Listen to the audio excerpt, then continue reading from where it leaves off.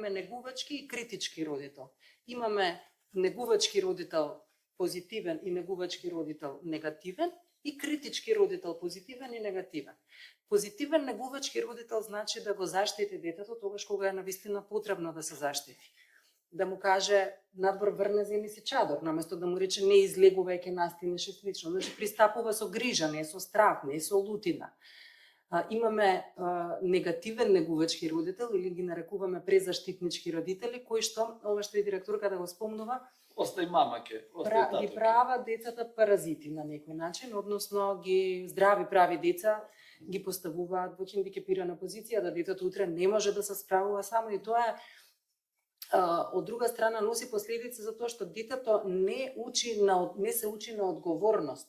Детето не знае кој е негово дејство, каква последица ќе донесе понатаму. Тоа е одговорност, да јас од ова што сега го правам, ги сносам последиците кои што ќе дојдат. Ако не го вежбам тоа дома, ако не ми допуштаат, нема да можам да го знам.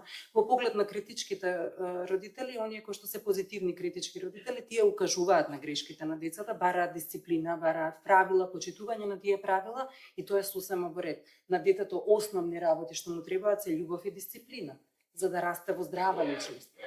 Негативни критички родители се оние друга категорија, би рекла, на родители кои што веќе очекувано е да растат деца кои ќе направат некое насилство врз своји врсници, а тоа се родители кои драстично ги критикуваат и казнуваат своите деца, можеби некогаш и за некоја банална работа, но поттикнати веројатно од своји внатрешни содржини на лутина и на лагодност.